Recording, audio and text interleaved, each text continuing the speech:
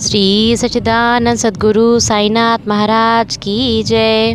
अध्याय 43-44 महासमाधि की ओर।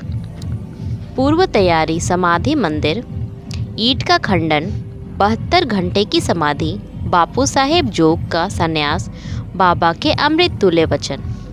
इन 43 और 44 अध्यायों में बाबा के निर्वाण का वर्णन किया गया है, इसीलिए वे यहाँ संयुक्त रूप से लिखे जा रहे हैं। पूर्व तैयारी। समाधि मंदिर। हिंदुओं में यह प्रथा प्रचलित है कि जब किसी मनुष्य का अंतकाल निकट आ जाता है तो उसे धार्मिक ग्रंथ आदि पढ़कर सुनाए जाते हैं। इसका मुख्य कारण केवल यही है कि जिससे उसका मन सांसारिक झंझटों से मुक्त होकर आध्यात्मिक विषय में लग जाए और वह प्राणी कर्मवश अपने अगले जन्म में जिस योनि को धारण करे उसमें उसे सद्गति प्राप्त हो। सर्वसाधारण को यह विदित ही है कि जब राजा परीक्षित को एक ब्रह्मर्षि पुत्र ने शाप दिया और 1 सप्ताह के पश्चात ही उनका अंतकाल निकट आया तो महात्मा सुखदेव ने उन्हें उस सप्ताह में श्रीमद् भागवत पुराण का पाठ सुनाया, जिससे उनको मोक्ष की प्राप्ति हुई। यह प्रथा अभी भी अपनाई जाती है। महानिर्वाण के समय गीता, भागवत और अन्य ग्रंथों का पाठ किया जाता है। बाबा तो स्वयं अवतार थे, इसीलिए उन्हें बाह्य साधनों की आवश्यकता नहीं थी, परंतु केवल दूसरों के समक्ष उदाहरण प्रस्तुत करने के हेतु ही उन्होंने इस प्रथा की उपेक्षा नहीं की। जब उन्हें विदित हो गया कि मैं अब शीघ्र इस नश्वर देह का त्याग करूँगा, तब उन्होंने श्री वजह को राम विजय प्रकरण सुनाने की आज्ञा दी। श्री वजह ने 1 सप्ताह प्रतिदिन पाठ सुनाया। तत्पश्चात बाबा ने उन्हें 8 प्रहर पाठ करने की आज्ञा दी। श्री वजह ने उस अध्याय की द्वितीय आवृत्ति 3 दिन में पूर्ण कर दी और इस प्रकार 11 दिन बीत गए। फिर 3 दिन और उन्होंने पाठ किया। अब श्री वजह बिल्कुल थक गए थे, इसीलिए उन्हें विश्राम करने की आज्ञा हुई। बाबा अब बिल्कुल शांत बैठ गए और आत्मस्थित होकर वे अंतिम क्षण की प्रतीक्षा करने लगे। 2-3 दिन पूर्व ही प्रातःकाल से बाबा ने भिक्षाटन करना स्थगित कर दिया और वे मस्जिद में ही बैठे रहे। वे अपने अंतिम क्षण के लिए पूर्ण सचेत थे, इसीलिए वे अपने भक्तों को धैर्य तो बंधाते रहते, पर उन्होंने किसी से भी अपने महानिर्वाण का निश्चित समय प्रकट न किया। इन दिनों काका साहेब दीक्षित और श्रीमान बूटी बाबा के साथ मस्जिद में नित्य ही भोजन करते थे। महानिर्वाण के दिन आरती समाप्त होने के पश्चात बाबा ने उन लोगों को भी अपने निवास स्थान पर ही भोजन करके लौटने को कहा। फिर भी लक्ष्मीबाई सिंधे, भागोजी सिंधे, बायाजी लक्ष्मण, बाला सिंपी और नाना साहेब निमोनकर वहीं रह गए। श्यामा नीचे मस्जिद की सीढ़ियों पर बैठे थे। लक्ष्मीबाई शिंदे को 9 रुपये देने के पश्चात बाबा ने कहा कि मुझे मस्जिद में अब अच्छा नहीं लगता है, इसीलिए मुझे बूटीवाड़े में ले चलो, जहां मैं सुखपूर्वक रहूँगा। यही अंतिम शब्द उनके श्रीमुख से निकले। इसी समय बाबा बायाजी के शरीर की ओर झुक गए और अंतिम श्वास छोड़ दी। भागोजी ने देखा कि बाबा की श्वास रुक गई है, तब उन्होंने नाना साहेब निमोनकर को पुकारकर यह बात कही। नाना साहेब ने कुछ जल लाकर बाबा के श्रीमुख में डाला, जो बाहर लुढ़क आया। तभी उन्होंने जोर से आवाज़ लगाई, अरे देवा! तब बाबा ऐसे दिखाई पड़े जैसे उन्होंने धीरे से नेत्र खोलकर धीमे स्वर में ओह कहा हो, परंतु अब स्पष्ट विदित हो गया कि उन्होंने सचमुच ही पंचभूत शरीर त्याग दिया है। बाबा समाधिस्थ हो गए। यह हृदय विदारक दुस्संवाद दावानल की भांति तुरंत चारों ओर फैल गया। शिरडी में वहाँ के सब नर नारी और बालकगण मस्जिद की ओर दौड़े। चारों ओर हाहाकार मच गया। सभी के हृदय पर वज्रपात हुआ। उनके हृदय विचलित होने लगे। कोई जोर जोर से चिल्लाकर रुदन करने लगा, कोई सड़कों पर लौटने लगा। बहुत से बेसुध होकर वहीं गिर पड़े। प्रत्येक की आंखों से झरझर आंसू गिर रहे थे। प्रलय काल के वातावरण में तांडव नृत्य का जैसा दृश्य उपस्थित हो जाता है, वही गति शिरडी के नर नारियों के रुदन से उपस्थित हो गई। उनके इस महान दुख में कौन आकर उन्हें धैर्य बंधाता, जबकि उन्होंने साक्षात सगुण परम ब्रह्म का सानिध्य खो दिया था। इस दुख का वर्णन भला कर ही कौन सकता है। अब कुछ भक्तों को श्री साईं बाबा के वचन याद आने लगे। किसी ने कहा, महाराज ने अपने भक्तों से कहा था कि भविष्य में वे 8 वर्ष के बालक के रूप में पुनः प्रकट होंगे। कृष्णावतार में भी चक्रपाणि ने ऐसी ही लीला की थी। श्री कृष्ण माता देवकी के सामने 8 वर्ष की आयु वाले एक बालक के रूप में प्रकट हुए, जिनका दिव्य तेजोमय स्वरूप था और जिनके चारों हाथों में आयुध सुशोभित थे। अपने उस अवतार में भगवान श्री कृष्ण ने भूभार हल्का किया था। साईं बाबा का यह अवतार अपने भक्तों के उत्थान के लिए हुआ था। संतों की कार्य प्रणाली अक्षम्य होती है। साईं बाबा का अपने भक्तों के साथ यह संपर्क केवल एक पीढ़ी का नहीं बल्कि कई जन्मों का संपर्क है। ऐसा प्रतीत होता है कि इस प्रकार का प्रेम संबंध विकसित कर श्री साईं बाबा दौरे पर चले गए हैं और भक्तों को दृढ़ विश्वास है कि वे शीघ्र ही पुनः वापस आ जाएंगे। अब समस्या उत्पन्न हुई कि बाबा के शरीर की अंतिम क्रिया किस प्रकार की जाए।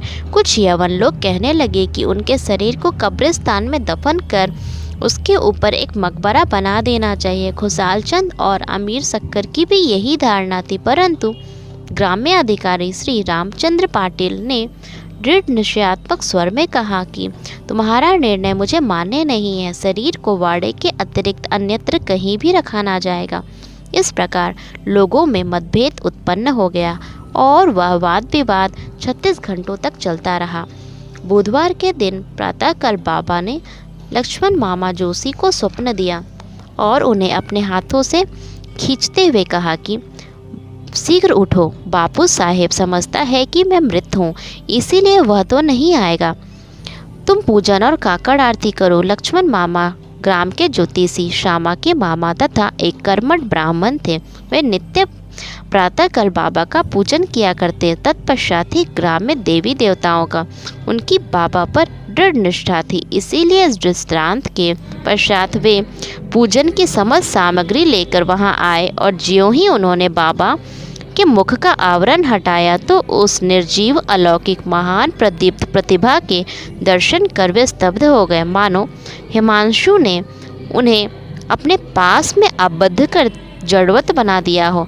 स्वप्न की स्मृति ने उन्हें अपना कर्तव्य करने को प्रेरित कर दिया। फिर उन्होंने मौलवियों के विरोध की कुछ चिंता ना कर विधिवत पूजन और काकड़ आरती की। दोपहर बापू साहेब जोग भी अन्य भक्तों के साथ आए और सदैव की भांति मध्याह्न आरती की। बाबा के अंतिम श्री वचनों को आदरपूर्वक स्वीकार करके लोगों ने उनके शरीर को बूटीवाड़े में ही रखने का निश्चय किया और वहां का मध्य भाग खोदना प्रारंभ कर दिया। मंगलवार की संध्या को रहाता से सब इंस्पेक्टर और भिन्न भिन्न स्थानों से अनेक लोग आकर वहां एकत्र हुए। सब लोगों ने उस प्रस्ताव को स्वीकार कर लिया। दूसरे दिन प्रातःकाल बम्बई से अमीर भाई और कोपर गांव से मामलेदार भी वहां आ पहुँचे। उन्होंने देखा कि लोग अभी भी एकमत नहीं है। तब उन्होंने मतदान करवाया और पाया कि अधिकांश लोगों का बहुमत वाड़े के पक्ष में ही है।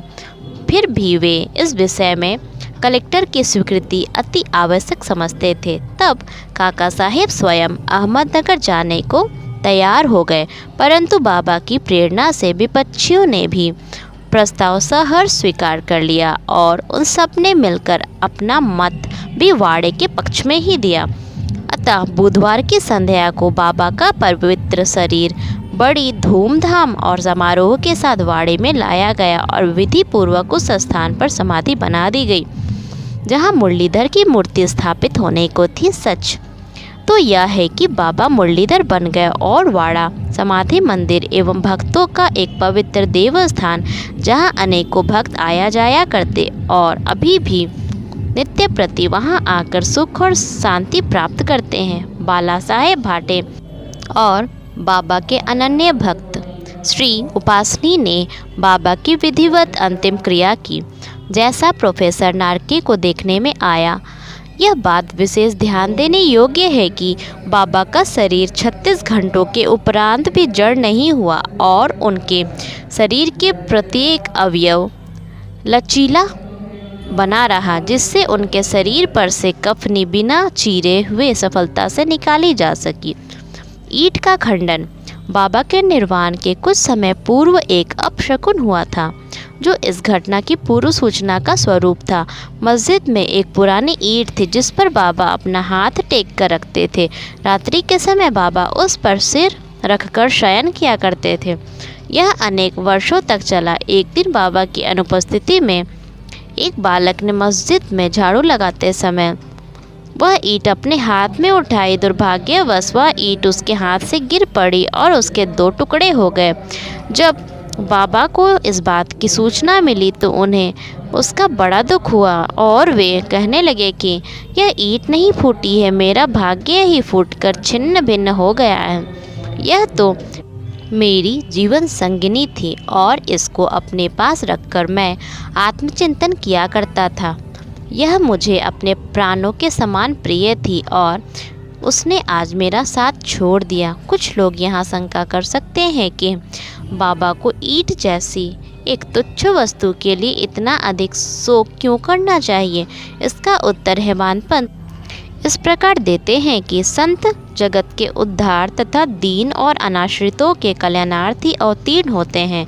जब वे नरदेह धारण करते हैं और जनसंपर्क में आते हैं तो वे इसी प्रकार आचरण करते हैं, अर्थात बाह्य रूप से वे अन्य लोगों के समान ही हंसते खेलते और रोते हैं, परंतु आंतरिक रूप से वे अपने अवतार कार्य और उसके ध्येय के लिए सदैव सजग रहते हैं। 72 घंटे की समाधि। इसके 32 वर्ष पूर्व बाबा ने अपने जीवन रेखा पार करने का एक प्रयास किया था। सन 1886 में मार्गशीर्ष पूर्णिमा के दिन बाबा को दमा से अधिक पीड़ा हुई और इस व्याधि से छुटकारा पाने के लिए उन्होंने अपने प्राण ब्रह्मांड में चढ़ाकर समाधि लगाने का विचार किया। अतएव उन्होंने भक्त महासपति से कहा कि तुम मेरे शरीर की 3 दिन तक रक्षा करना और यदि मैं वापस लौट आया तो ठीक है, नहीं तो उस स्थान पर मेरी समाधि बना देना और 2 ध्वजाएं चिन्ह स्वरूप फहरा देना। ऐसा कहकर बाबा रात में लगभग 10 बजे पृथ्वी पर लेट गए। उनका श्वासोच्छ्वास बंद हो गया और ऐसा दिखाई देने लगा कि जैसे उनके शरीर में प्राण ही ना हो। सब लोग, जिसमें ग्रामवासी भी थे, वहां एकत्रित हुए और शरीर परीक्षण के पश्चात शरीर का उनके द्वारा बताए गए स्थान पर समाधिस्थ कर देने का निश्चय करने लगे, परंतु भक्त महासपति ने उन्हें ऐसा करने से रोका और उनके शरीर को अपनी गोद में रखकर वे 3 दिन तक उनकी रक्षा करते रहे। 3 दिन व्यतीत होने पर रात को लगभग 3 बजे प्राण लौटने के चिन्ह दिखलाई पड़ने लगे। श्वासोच्छ्वास पुनः चालू हो गया और उनके अंग प्रत्यंग हिलने डुलने लगे। उन्होंने नेत्र खोल दिए और करवट लेते हुए पुनः चेतना में आ गए। इस प्रसंग तथा अन्य प्रसंगों पर दृष्टिपात कर अब हम पाठकों पर छोड़ते हैं कि वे ही इसका निश्चय करें कि क्या बाबा अन्य लोगों की भांति ही 3.5 हाथ लंबे एक देहधारी मानव थे, जिस देह को उन्होंने कुछ वर्षों तक धारण करने के पश्चात छोड़ दिया, या वे स्वयं आत्मज्योति स्वरूप थे। 5 महाभूतों से शरीर निर्मित होने के कारण उसका नाश और अंत तो सुनिश्चित है, परंतु जो सद्वस्तु अंतःकरण में है वही यथार्थ में सत्य है। उसका न रूप है, न अंत है और न नाश। यह शुद्ध चैतन्य घन या ब्रह्म इंद्रियों और मन पर शासन और नियंत्रण रखने वाला जो तत्व है वही साईं है, जो संसार के समस्त प्राणियों में विद्यमान है और जो सर्वव्यापी है। अपना अवतार कार्य करने के लिए उन्होंने देह धारण किया था और वह कार्य पूर्ण होने पर उन्होंने उसे त्याग कर पुनः अपना शाश्वत और अनंत स्वरूप धारण कर लिया। श्री दत्तात्रेय के पूर्ण अवतार गाणगापुर के श्री नृसिंह सरस्वती के समान श्री साईं भी सदैव वर्तमान है। उनका निर्वाण तो एक औपचारिक बात है, वे जड़ और चेतन सभी पदार्थों में व्याप्त है तथा सर्वभूतों के अंतःकरण के संचालक और नियंत्रण करता है। इसका अभी भी अनुभव किया जा सकता है और अनेकों के अनुभव में भी आ चुका है, जो अनन्य भाव से उनके शरणागत हो चुके हैं और जो पूर्ण अंतःकरण से उनके उपासक हैं। यद्यपि बाबा का स्वरूप अब देखने को नहीं मिल सकता, फिर भी यदि हम शिरडी जाए तो हमें वहाँ उनका जीवित सदृश चित्र मस्जिद द्वारका माई को शोभायमान करते हुए अब भी देखने में आएगा। यह चित्र बाबा के एक प्रसिद्ध भक्त कलाकार श्री श्यामराव जयकर ने बनाया था। एक कल्पनाशील और भक्त दर्शक को यह चित्र अभी भी बाबा के साक्षात दर्शन के समान ही संतोष और सुख पहुंचाता है। अब बाबा देह में स्थित नहीं है, परंतु वे सर्वभूतों में व्याप्त हैं और भक्तों का कल्याण पूर्ववत ही करते रहेंगे, जैसा कि वे सदेह रहकर किया करते थे। बाबा अमर है, चाहे वे नरदेह धारण कर ले, जो कि एक आवरण मात्र है, परंतु वे तो स्वयं भगवान श्री हरि हैं, जो समय समय पर भूतल पर अवतीर्ण होते हैं। बापू साहेब जोग के संन्यास की चर्चा कर हेमंत पंत यह अध्याय समाप्त करते हैं। श्री सखाराम हरि उर्फ बापू साहेब जोग पुणे के प्रसिद्ध वारकारी विष्णु बुआ जोग के काका थे। वे लोक निर्माण विभाग के पर्यवेक्षक थे। सेवानिवृत्ति के पश्चात वे सब पत्नीक शिरडी में आकर रहने लगे। उनके कोई संतान ना थी। पति और पत्नी दोनों को श्री साईं चरणों में अटल श्रद्धा थी। वे दोनों उनकी पूजा और सेवा करने में ही अपने दिन व्यतीत किया करते थे। मेघा के मृत्यु के पश्चात बापू साहेब जोग ने बाबा की महासमाधि पर्यंत मस्जिद और चावड़ी में आरती की। उनको साठेवाड़ा में भी श्री ज्ञानेश्वर और श्री एकनाथी भागवत का वाचन तथा उसका भावार्थ श्रोताओं को समझाने का कार्य दिया गया था। इस प्रकार अनेक वर्षों तक सेवा करने के पश्चात उन्होंने एक बार बाबा से प्रार्थना की कि हे मेरे जीवन के एकमात्र आधार, आपके पूजनीय चरणों की अनेक वर्षों से निरंतर सेवा करता आ रहा हूँ, परंतु क्या कारण है कि आपके चरणों की छाया के सन्निकट होते हुए भी मैं उनकी शीतलता से वंचित हूँ। मेरे इस जीवन में कौन सा सुख है यदि मेरा चंचल मन शांत और स्थिर बनकर आपके श्री चरणों में लीन ना हो? क्या इतने वर्षों का मेरा संत समागम व्यर्थ ही हो जाएगा? मेरे जीवन में वह शुभ घड़ी कब आएगी जब आपकी कृपा दृष्टि मुझ पर होगी?